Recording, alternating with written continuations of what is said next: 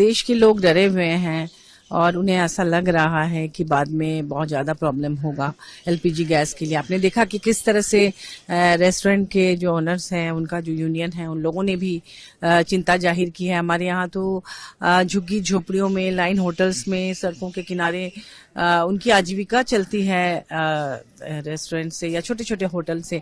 तो उनका क्या हो रहा होगा, मैं वही सोच रही हूँ यहाँ से, क्योंकि जब मैं आ रही थी तभी मैंने देखा कि बहुत लंबी कतारें हैं पेट्रोल पंप के बाहर या एलपीजी गैस के लिए। तो ऐसे में मैं तो माननीय प्रधानमंत्री जी से यही कहूंगी कि वो अपने अपने सांसदों से कहे कि अभी पार्लियामेंट के बीच में 2 दिन की छुट्टी है, सब अपने अपने कॉन्स्टिट्यूएंसी में जाएंगे, वहां पे जाके वो कहे कि आश्वासन दे लोगों को, मीडिया बाइट दे कि आप लोगों को पैनिक होने की जरूरत नहीं है और माननीय प्रधानमंत्री जी ने कहा है कि हम इसे संभाल लेंगे, देश में कभी भी किल्लत नहीं होगी, इधर इतनी जल्दी कोई किल्लत नहीं होगी। ऐसा मुझे लगता है अपने अपने स्टेट में जाकर बोलना चाहिए, क्योंकि वहाँ की लोकल मीडिया जो है वो लोग भी लोगों की समस्या को लेकर ये कर रहे हैं। तो वहां पर जब मीडिया में आ जाएगा तो निश्चित रूप से जो आम लोग हैं वो नहीं डरेंगे।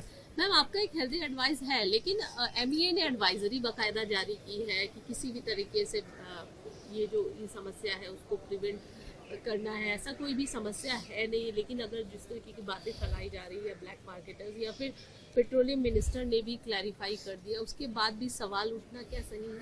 ये बातें जो फैलाई जा रही हैं, तो ऐसा थोड़े है कि ये खाली विपक्ष के सांसद या विपक्ष के लोग ही फैला रहे हैं। सत्ता पक्ष के लोग भी इसका खंडन भी नहीं कर रहे अपने अपने स्टेट में जाके। वो खुद डरे हुए हैं, उनके घर के लोग खुद लाइन लगा रहे हैं। तो इसलिए ये सिर्फ विपक्ष पर आरोप लगाना गलत है और मुझे लगता है सबको मिलजुल के इसका समाधान निकालना चाहिए। और जनता को अभी के समय में आप कुछ भी कह के उसको बरगला नहीं सकते हैं। जनता खुद पढ़ी लिखी है, होशियार है, वो जो सिचुएशन देख रही है, जो भी अमेरिका के साथ क्या बातें हो रही हैं, अमेरिका क्या कह रहे हैं, ईरान और इजराइल के बीच क्या हो रहा है, भारत की जो भूमिका है, जैसे उसने पता नहीं क्यों जाकर ईरान से दुश्मनी मोल ली। एक तरह से देखा जाए तो इजराइल जाकर वहां जाने की कोई जरूरत तो थी नहीं। तो इस तरह से जो परिस्थितियां दिख रही है जनता को, उसी को लेकर जनता परेशान है, न कि किसी के बरगलाने से। तो इसको स्पष्ट करना चाहिए कि भाई उन्होंने ऐसा क्यों किया। इस स्थिति में न्यूट्रल रहना चाहिए था, उनको कोई जरूरत ही नहीं थी किसी का पक्षपात करने का, और उससे उन्हें कुछ हासिल भी नहीं हुआ। तो फिर आखिर क्यों ऐसा किया गया केंद्र सरकार की तरफ से, ये भी बताना चाहिए जनता को, ताकि उनके मन में कुछ संतुष्टि हो।